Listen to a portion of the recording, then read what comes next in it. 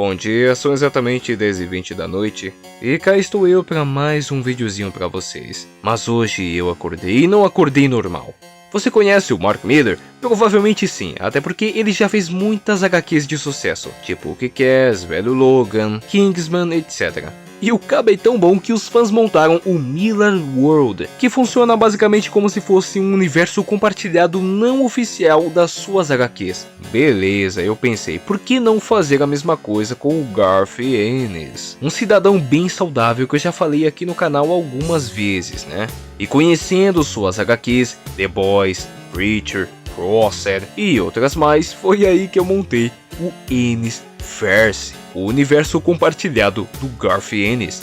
E para estrear esse universo tão incrível, hoje eu vou fazer um ranking do mais fraco ao mais forte, para que assim pudéssemos entender como funcionaria uma hierarquia nesse universo. Tipo um CM, só que Ed e ruim.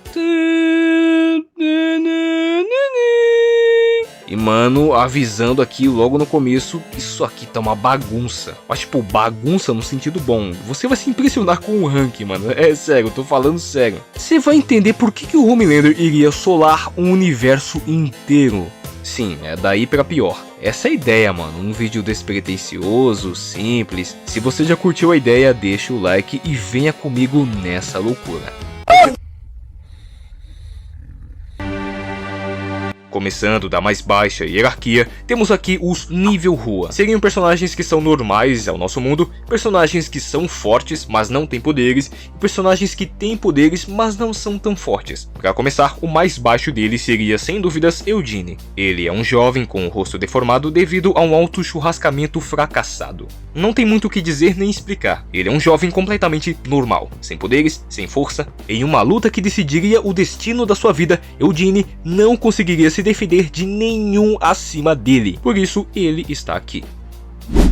Acima de Eugene, eu coloco Herman. Antes do apocalipse, Herman era um cachorro de rinha, criado e ensinado desde pequeno que para sobreviver, ele tem que matar, gerando assim um cachorro bruto, violento e dominante, que basicamente toma tudo pela força. Com seu tamanho e força, ele consegue quebrar cercas. No entanto, ainda assim, ele é um cachorro não muito inteligente e bastante corpulento, sendo fácil vencê-lo numa corrida. Ele está aqui porque simplesmente Eugene não resistiria a um ataque de Herman. Ele não conseguiria contê-lo. Mesmo assim, Herman não é forte como um urso, por exemplo. Ele só é um cachorro bem forte que não é qualquer humano que consegue contê-lo.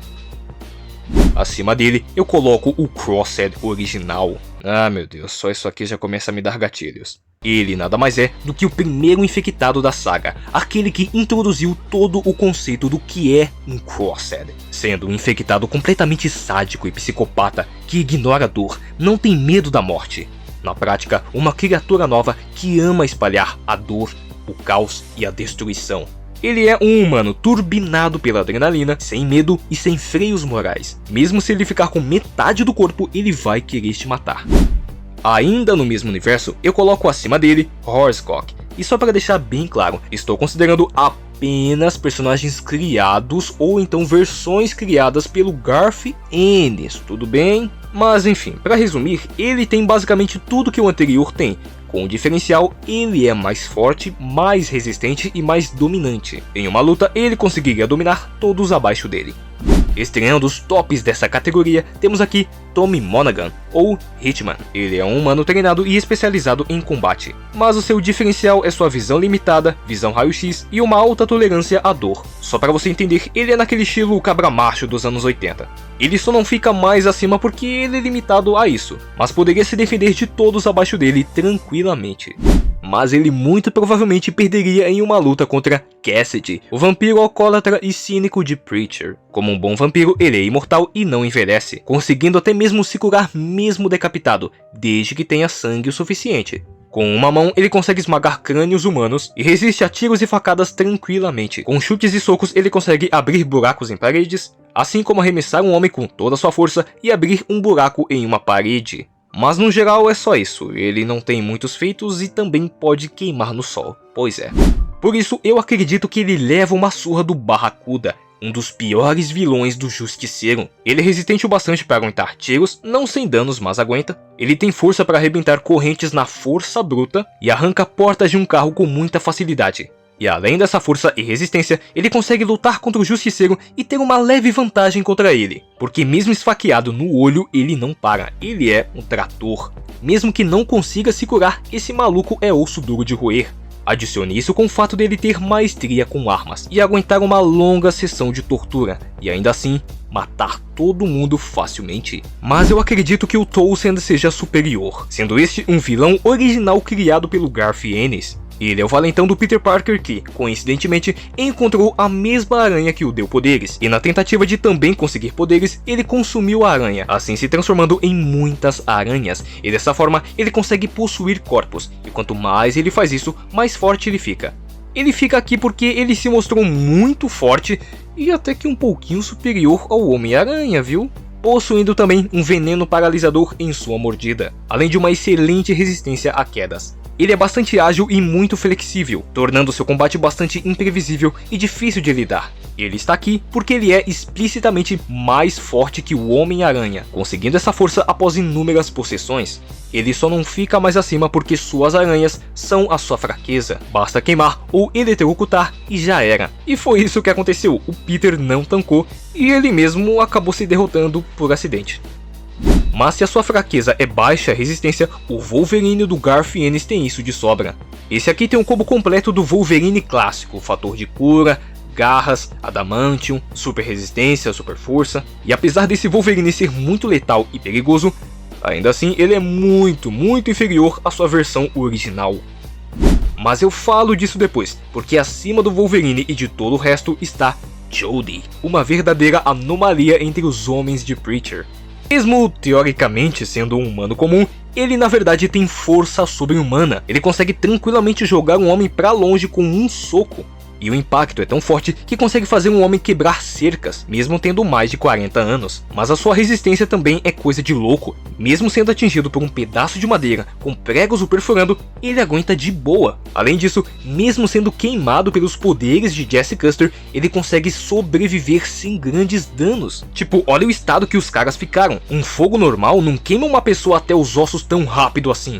Mas aqui o negócio fica louco, rapaziada, porque em seu especial ele literalmente luta contra um gorila. Ô meu amigo, você não tá nem entendendo. O Jodie sola o gorila. E esse gorila parece ser mutante, porque gorila, rapaziada, tem no máximo 1,70. Gorila não é King Kong. Mas você acha que isso é problema? Não, porque o Jodie simplesmente supera esse tipo de animal. E no final, ceifa a sua vida com um monte de pauladas. Sim, o maior primata do planeta e o mais forte, simplesmente solado. E o cara fez isso fácil, sem dificuldades.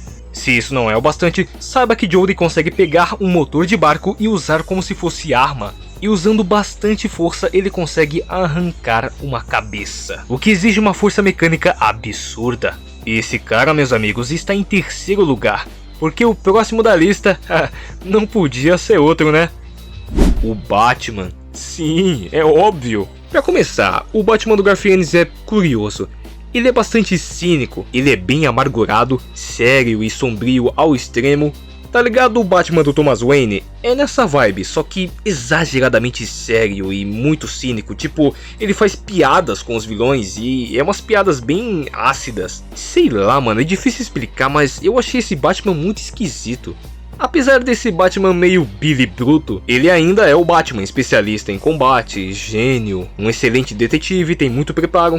O diferencial dele é isso, ele é muito frio e consegue lidar facilmente com ameaças maiores e mais fortes que ele.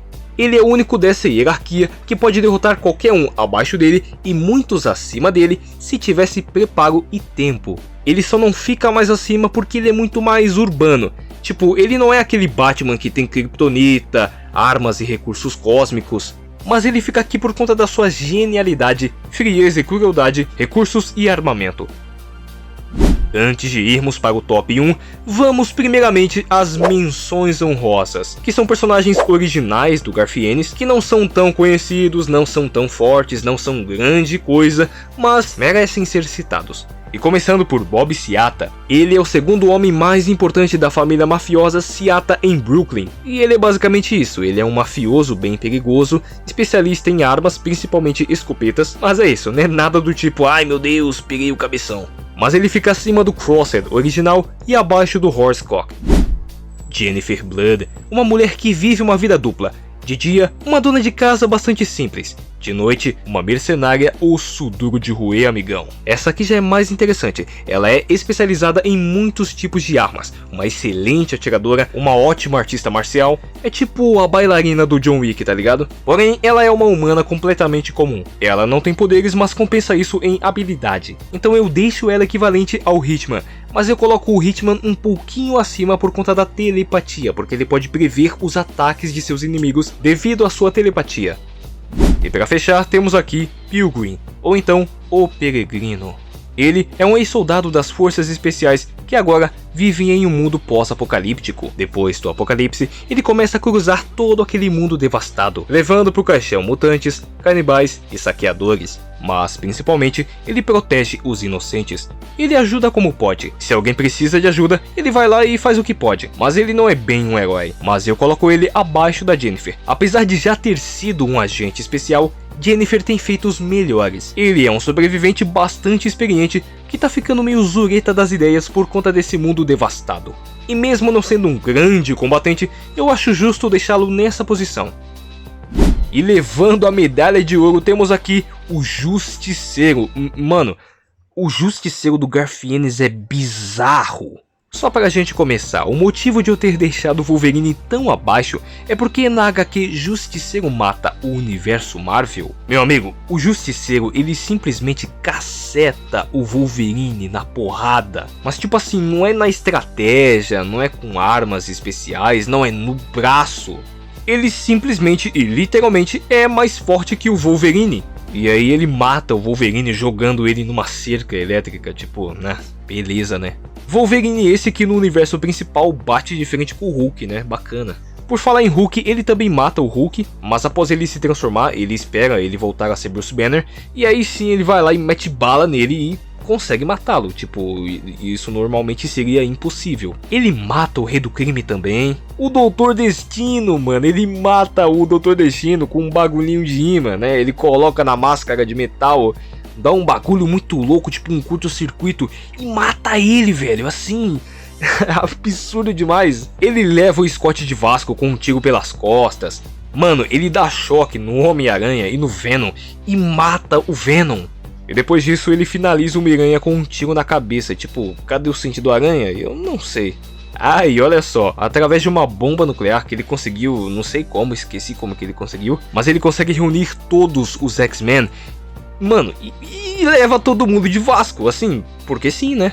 Como se já não fosse pior, ele também matou o Quarteto Fantástico, o Duende Verde, o Motoqueiro Fantasma, irmão, como que ele conseguiu fazer isso? E até o Homem de Ferro em off-screen. E no final ele mata o Capitão América e o Demolidor, porque sim. E só pra finalizar, em outra história, ele humilha o Wolverine de novo. Ele dá um tiro nas bolas do Wolverine, por algum motivo ele é superior em combate, força, tudo que você imaginar. Depois de ter feito o Wolverine de beta, ele passa por cima dele usando um rolo compressor. Sim, a troco de nada. Simplesmente Justiceiro do Garfienes, o humano sem poderes mais poderoso do Ennisverse. É uma merda, eu sei, mas não posso fazer nada. Na categoria Super, estão personagens que têm poderes e são poderosos, ou então são relativamente fortes, mas que certamente estão acima do nível Rua. E para começar, temos aqui Michael Leroy, o protagonista do reboot de Shadow Man. Nesse universo, existe um mundo dos vivos, que é a Terra, e um mundo dos mortos, que é uma dimensão alternativa que todo mundo vai após a morte. E para resumir bastante coisa, nesse mundo dos mortos existem meio que seres malignos que tentam passar de uma dimensão a outra, e eles são seres muito perigosos. É aí que entra o Shadow Man. Ele funciona como um guardião, aquele que está entre o mundo dos vivos e o mundo dos mortos. Ele fica nessa posição porque ele é imortal, se ele morre ele vai para esse mundo dos mortos, mas ele consegue voltar. Além disso, ele é forte, mas não é tanto. O seu trunfo mesmo está em sua resistência e imortalidade, e a capacidade de ferir e interagir com seres espirituais, e até mesmo matar mortos-vivos, funcionando muito bem contra zumbis, aparições, etc. Mas no geral é só isso. Essa versão do Garfienes, especificamente falando, ele não é nada demais. Por isso que até certo ponto ele é impressionante, mas né, ele fica aqui embaixo porque sim, ele merece. Surpreendentemente, eu coloco o Hyugi acima dele. Acredite se quiser, Hyugi é mais sólido. O Hyugi até que tem feitos bons, ele consegue ferir o Billy Bruto, ele consegue atravessar o seu braço inteiro ao socar um super, ele explodiu a cabeça do Trem-Bala com um chute, e além de ser bem superior a uma pessoa normal, ele e os The Boys têm uma resistência absurda a venenos. O motivo é o seu composto V, que o deixa de 15 a 20 vezes mais forte, um poder que equivale de 4 até 5 supers. Ou seja, Hyugi e os The Boys são superiores à primeira geração de supers, que podiam levantar um tanque de 36 toneladas a um palmo do chão. E não só isso, mas tombar, virar e tudo mais. Mas no geral eu considero ele o mais simples e o mais fraco dos The Boys por feitos. E à frente de Hyugi eu coloco o francês. Se fudeu. Ele é um combatente superior, aparentemente mais forte. Ele tem um jeito muito mais brutal de se agir, e num combate ele certamente vence o Hyugi, sendo isso tudo que ele pode oferecer. Porque elevando o nível, eu coloco a Kimiko, vamos chamá-la assim. Para começar, ela conseguiu atravessar um super que era todo feito de aço, a uma distância mega curta com muita força. Ela desviou dos raios do Stormfront e resistiu aos seus ataques e às suas rajadas. Ela ficou à beira da morte, sim, mas resistiu. E bem, é só isso, não tem muito o que se falar e se mostrar. Diferentemente, é claro, de seu líder, Billy Bruto. Aqui ele já é mais impressionante e tem feitos um pouco melhores. No corpo a corpo ele é indiscutivelmente muito bom, ele consegue levar de vala supers que são bem maiores que ele. Isso porque ele já foi um soldado e se explica por que ele é tão bom nisso. Posso dizer também que ele é muito rápido, ele pode estar bem distante do alvo que em um piscar de olhos ele tá lá, na sua frente. Prova disso é que ele conseguiu capturar o Trem-Bala, que corre a 3 vezes a velocidade do som.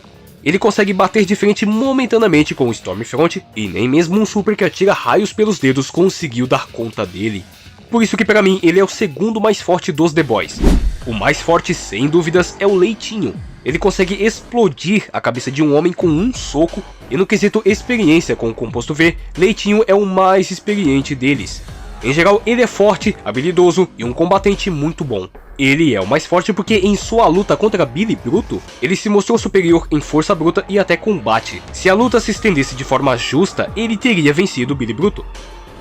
Agora aqui, o bagulho vai escalonar, porque eu vou falar somente dos mais fortes, e vamos começar por ele, o Saint. O Saint é a primeira paródia do Superman antes do Homelander. Incrivelmente, ele é bondoso até demais. Ele realmente se importa com as pessoas e só vê bondade nelas, além de ser o líder da Liga da Honra. E como um bom super, ele é forte, à prova de balas, muito rápido, ele voa e é invulnerável.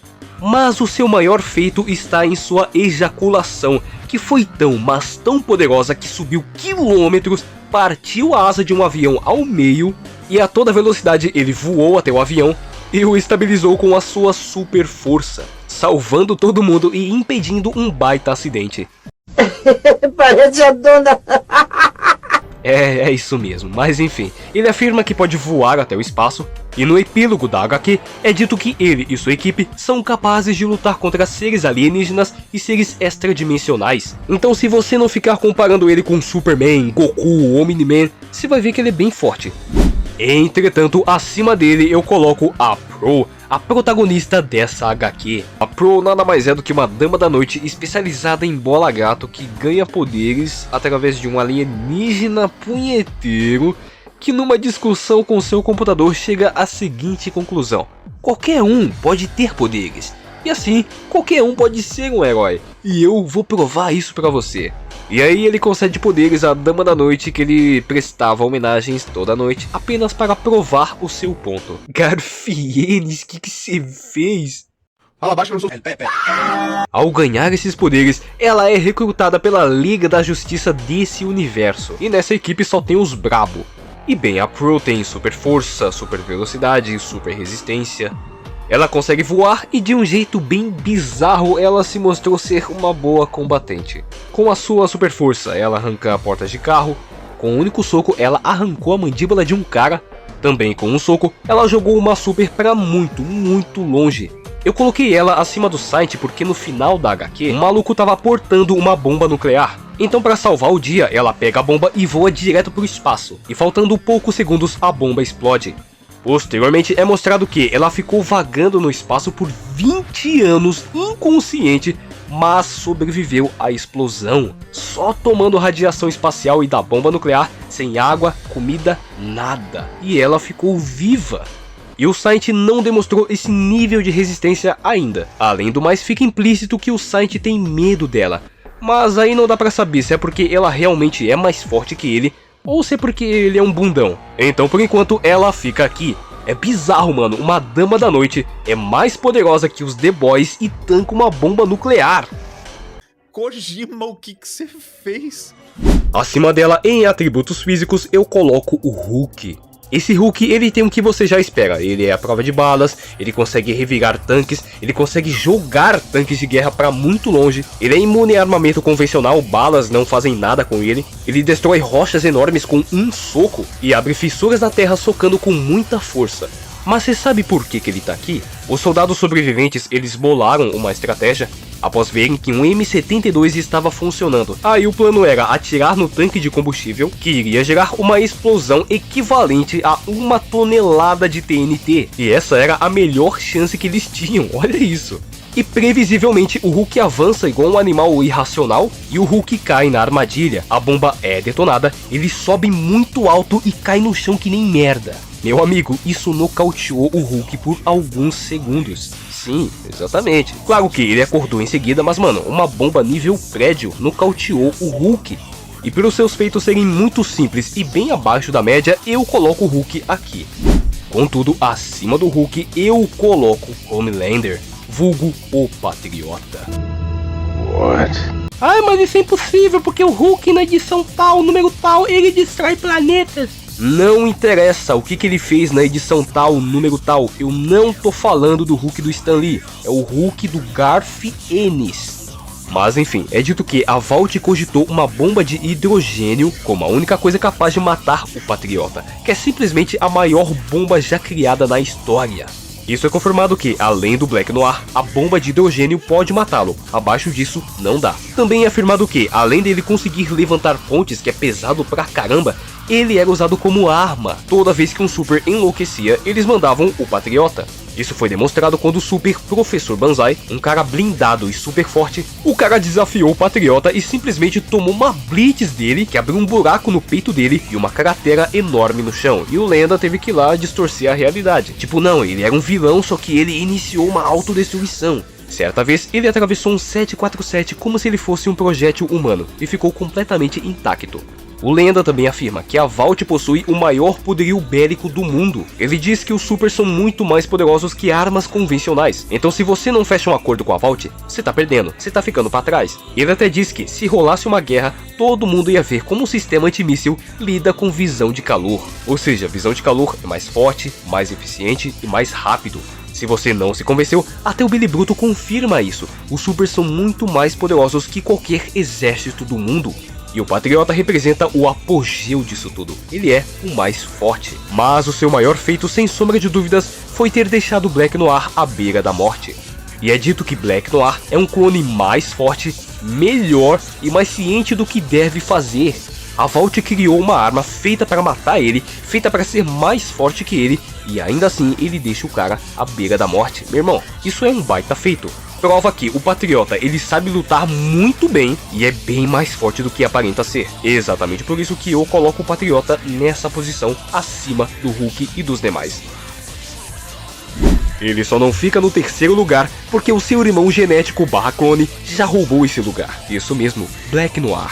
Como um clone do Patriota, Black Noir é feito para ser mais forte, melhor e mais ciente do que deve fazer. Black Noir tem todos os poderes do Patriota, porém melhorados. Então o negócio é, você pega todos os feitos do Patriota e você eleva um nível a mais. Esse é o Black Noir. No entanto, muita gente costuma subestimar o Black Noir por conta que ele foi ferido por tiros e o Billy Bruto abriu sua cabeça com um pé de cabra. Só que hoje eu vou explicar pra você o que realmente aconteceu. E você vai entender que não é pouca bosta não. Pra começar, rapaziada, o exército naquele dia, eles possuíam munição especial, tanto que o coronel afirma 120mm de anti-blindagem com estabilizadores e toda a munição de UE debaixo dos calibres do inventário. Munição de ponta UE nada mais é do que urânio empobrecido, que é mais denso que o chumbo. Esse tipo de munição é feito não somente para penetrar a blindagem de um tanque de guerra, é feito para rasgar um tanque de guerra. Isso porque ele tem propriedades autoafiantes, então quando ele penetra, a ponta ela não quebra, ela fica mais afiada, em troca ela fica menor. E você sabia que o Garfienes já deu entrevista citando isso? Ele basicamente disse que fascinou a ideia de uma munição tão poderosa existir na vida real, que quando ele ficou sabendo desse tipo de armamento, ele ficou tipo, caramba mano, muito foda, porque é um tipo de munição que é perigoso até pra quem usa, devido à radiação em baixa intensidade do urânio empobrecido. Então, mano, nessa reta final, o Patriota fez todo o serviço, é mérito dele. Aqui você pode perceber, não foi munição convencional. Se fosse, não ia funcionar. Segundo, o Black Noir estava destruído, estava recebendo os tiros em seus machucados. E mais, era munição especial. Então você dar todo o crédito ao Billy Bruto é um erro de interpretação tremendo. O Bruto não fez bosta nenhuma, ele só chegou pra complementar. Então mano, é isso, Billy Bruto não fez nada. Ele não merece todo esse crédito que ele recebe dos fãs. Agora que você já tá ligado, vamos falar do segundo lugar, o Superman do Garfienes. Incrivelmente, esse Superman, ele não é mau, ele não é Ed, não é sombrio, não é cínico, ele é um herói. Ele é bom, ele realmente é bondoso. Eu diria que ele é basicamente igual ao Superman do Henry Cavill. Ele é todo sério, posturado, mas ainda é um herói, o símbolo de esperança e o melhor líder da Liga da Justiça. Então tipo assim, ele é o Superman base que você conhece, só que eu coloco ele aqui porque ele não tem grandes feitos, tá ligado? Ele não bateu de frente contra Darkseid, seres cósmicos, ele não, sei lá, não luta contra seres que distorcem a realidade e tudo mais. Então o melhor jeito de descrevê-lo é esse, ele é o Superman do Henry Cavill versão HQs. Isso não o torna fraco, mas pé no chão, mais contido, sabe? Então tipo assim, ele é muito forte, muito mesmo, só que não é grande coisa e ele não tem grandes feitos. O melhor feito dele foi ter resistido à explosão de uma nave a queima-roupa. Isso tudo aconteceu no espaço e foi uma baita explosão. Ele ficou completamente intacto da explosão, mas no geral é só isso, ele não tem feitos de força, durabilidade, além disso, não tem feitos de poderes, é só isso. Por isso que ele está aqui, levando a medalha de prata da sua categoria. Porque quem leva a medalha de ouro dessa categoria, nada mais é do que ele, o Thor do Garfienes. Na história, um viking chamado Harald e seus homens são amaldiçoados por uma magia de sangue. A maldição nesse caso faria com que eles passassem a viver mais de 1000 anos vagando pela terra. Mas Harald acaba matando o feiticeiro, fazendo com que a magia recebesse muito mais sangue que o necessário. Isso os tornou imortais, além de ter elevado seus atributos a um nível extremo. Harald, em particular, recebeu atributos elevadíssimos, além da habilidade de ser invulnerável a ataques físicos e ataques mágicos, tornando-se o counter perfeito para Thor. E por isso que nessa primeira luta, Thor apanhou tanto. E só pra você ter uma noção, Harald é tão poderoso que ele derrotou todos os Vingadores. Irmão, a Wanda e o Visão estavam lá no meio e eles não tancaram. A situação ficou tão louca que teve que vir o Doutor Estranho pra ajudar. E aí ele fez uma mistura usando o sangue dos descendentes do sábio, e aí o Thor bebe a poção e fica ainda mais poderoso. Assim, Thor ganha o poder necessário para anular a resistência mágica de Harald. E com um grito tão alto, mas tão alto, que machuca os ouvidos de seus amigos, Thor desafia Harald a um x1. Então, mais forte que nunca, Thor simplesmente sola todos os vikings dele, esmagando suas cabeças e os despedaçando. E mesmo sendo apunhalado pelas costas, um ataque que certamente o teria matado antes, meu irmão, ele tanca como se não fosse nada e parte pra cima dele com sangue nos olhos. Por um momento, Thor parecia o seu igual, a luta parecia de certa forma equilibrada, até o filho de Odin mostrar que não, ele é mais forte. Com um soco tão, mas tão poderoso, Thor o faz desaparecer em menos de 1 segundo. E foi tão rápido que seus amigos até perguntaram, mano, o que foi isso? Cadê ele? Ele fugiu? Não. Meu amigo, o cara estava simplesmente na exosfera do planeta. E meu amigo, a exosfera está pelo menos a 1000 km de altitude. E o cara chegou lá tão rápido que os amigos de Thor nem viram o que aconteceu. E o Thor, ele se recuperou de tudo isso como se não fosse nada, sorrindo com os cabelos sedosos e se despedindo dos amigos. Por isso que eu bato o martelo, não ironicamente, e afirmo, Thor é o super mais poderoso que o Garth Ennis já fez. Qualquer um abaixo dele iria conhecer Odin com um soco ou uma martelada. A categoria Entidades lista os seres mais poderosos já criados pelo Garth Ennis, incluindo desde seres que são superiores aos supers até mesmo entidades cósmicas. Mas quem vai narrar essa parte vai ser o companheiro Quirino do Zona dos Quadrinhos. Vai lá, companheiro, é tudo seu. Vamos lá, vamos começar aqui o vídeo. Ribbon Queen é a entidade mais simples do Garth Ennis. Na história, ele é um espírito de vingança geralmente invocado por mulheres que foram abusadas por homens violentos, se manifestando através da vítima ou a usando como um canal. Sua origem antecede a existência da humanidade, sendo um espírito imortal que aguarda a hora certa de aparecer. Por conta disso, ele não pode ser ferido e nem tocado normalmente, nem mesmo enxergado, a menos que ele queira. Mas como principal habilidade, ele bizarramente consegue destruir corpos, fazendo com que sua carne seja desfiada em fios, que são puxados por uma força invisível até que sobre apenas os ossos. Ele literalmente te destrói de dentro para fora. Mas como não sabemos até onde ele consegue ir, ou se é capaz de mais coisas, ele fica nessa posição como uma entidade forte, mas a mais fraca aqui do ranking. Acima dele, incrivelmente, está o Viewer, ou o Espectador. Acredite se quiser, mas ele é um ser que observa o universo, funcionando como uma espécie de vigia da Marvel. E esse não é o principal dele, já que ele afirma que pode dar um pouco da sua alma cósmica e assim fazer com que uma pessoa desperte poderes. Isso quer dizer que tudo que a Pro faz, e até mesmo resistir uma bomba nuclear e passar 20 anos vagando no espaço e sobreviver. E isso é só um pouco do poder do Viewer. Se isso representasse 5% de seu poder, imagine então os 100%. O quão poderoso alguém ficaria se recebesse toda a sua alma cósmica. Então, a obra estabelecer isso dele, sem teoria ou suposição, ele fica na posição como um dos mais poderosos e não teve tempo de mostrar o que realmente é capaz. E agora o bagulho começa a ficar louco, porque acima dele eu colocaria o Satanás do universo Wormwood. Aqui ele é o rei dos infernos, respeitado até mesmo pelos anjos. Ele é imortal, não pode ser ferido por armamento convencional, consegue fazer magia e, em teoria, ele é muito poderoso. Ele fica nessa posição porque ele mostrou que, como rei do inferno, ele sabe tudo o que acontece por lá e pode se manifestar em qualquer lugar, controlando aquele lugar como quiser, que é basicamente uma espécie de onisciência e onipresença naquela dimensão. E além disso, ele não tem muitos feitos relevantes, mas está aqui como uma entidade demoníaca muito poderosa desse verso de Wormwood. E por falar em demônio, justamente ele, o motoqueiro fantasma. Nessa história, Johnny Blaze, ao ser possuído pelo espírito de vingança, um Hellspawn, ele é diretamente jogado no inferno, condenado a ter seu corpo destruído de noite por demônios poderosos. Porém, como o espírito da vingança o torna indestrutível, ele se reconstrói toda vez que isso acontece, tornando seu poder uma maldição nesse contexto. Mas, ao ser liberto pelo anjo Malak, ele é designado a eliminar o arcanjo caído, Kazan.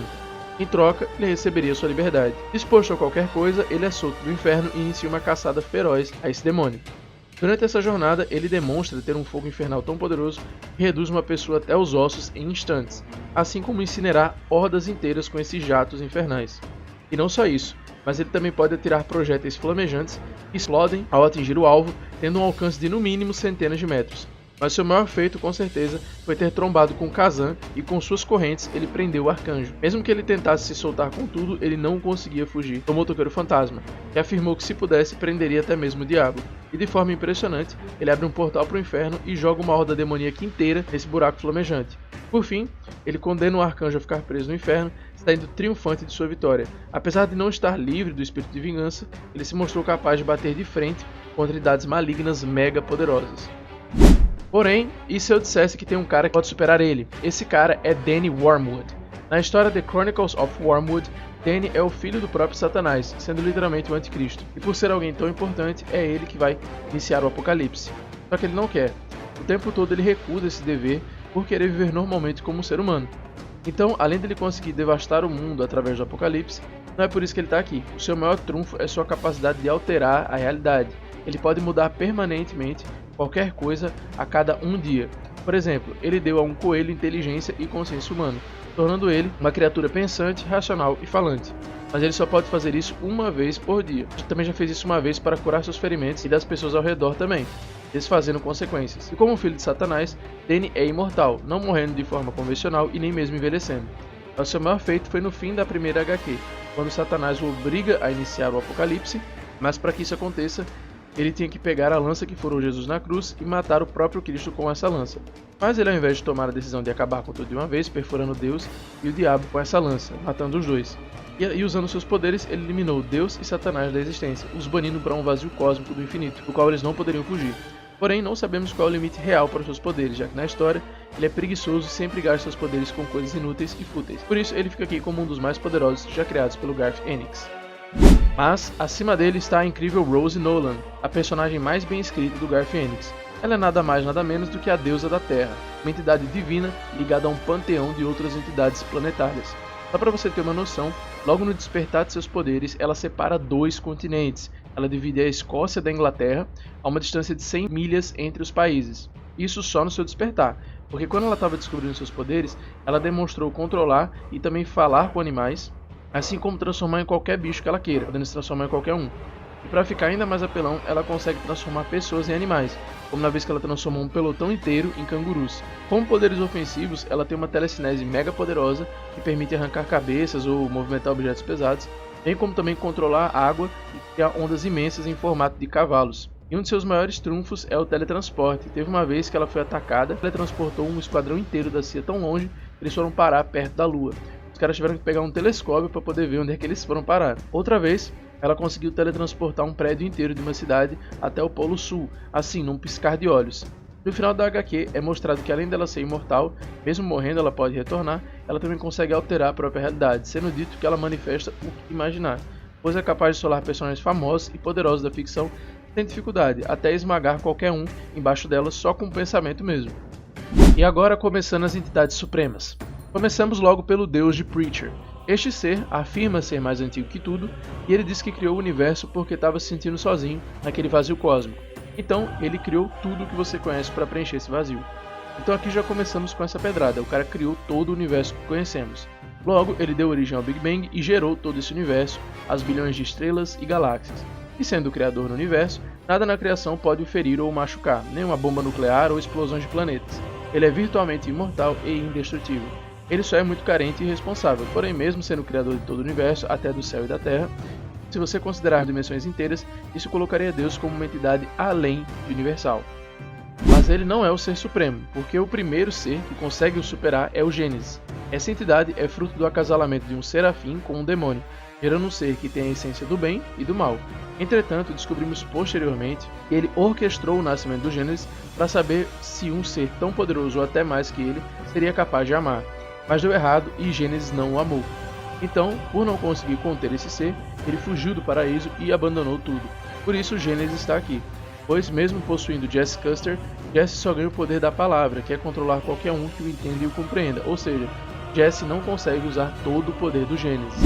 E mais acima de Gênesis ainda está o Anjo da Morte, que anteriormente era um servo da criação, no entanto ele detestava esse trabalho de ser um ceifador. Ele está aqui pelo simples fato de ter recebido o poder de matar qualquer coisa da criação. Sim, ele pode matar qualquer coisa do universo através de sua espada, além de ganhar outros poderes, como ser completamente vulnerável e superior a qualquer outra entidade. Mas, um de seus poderes que é o mais apelão é que ele não pode ser parado. Sim, isso é um poder, tá? Não importa como, ele não vai ser parado ou capturado, pois sendo um anjo da morte, ele representa a inevitabilidade da morte, logo, nada pode ferir, parar ou conter ele.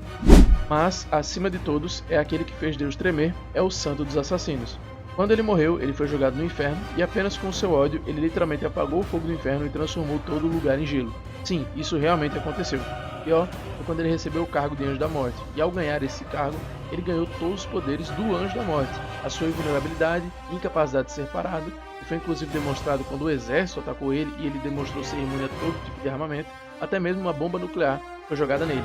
Essa bomba destruiu toda uma montanha e não conseguiu parar ele. O cara saiu com 0 dano, 0 efeitos colaterais, como se só um vento tivesse batido nele. E o seu maior trunfo são seus revólveres especiais. Essas armas têm munição infinita e foram feitas através da espada do Anjo da Morte, derretidas no último fogo do inferno. Quando ele dispara, a bala nunca erra o alvo e vai acertar independentemente do que aconteça. E como ela foi forjada pela espada ceifadora, ela consegue também matar qualquer coisa da criação, incluindo o Criador. E por isso, ele ganha o primeiro lugar sendo o ser mais poderoso escrito pelo Garth Ennis, o pistoleiro que representa a personificação da morte. Simplesmente um personagem absurdo e superior desse verso. E bom pessoal, eu vou ficando por aqui. Eu sou o Quirino lá no canal Zona dos Quadrinhos e eu peço que você se inscreva no meu canal. E claro, se inscreva no canal do meu brother Yoshi, caso você não esteja inscrito ainda, porque senão o Santo dos Assassinos vai te visitar ainda hoje. É isso aí, rapaziada. Cara, tô meio mal ainda. Tô muito ruim da garganta. Ainda tô meio resfriadinho. Mas o Quirino deu uma força aqui. E se não fosse por ele, acho que o vídeo nem ia sair hoje, tá ligado?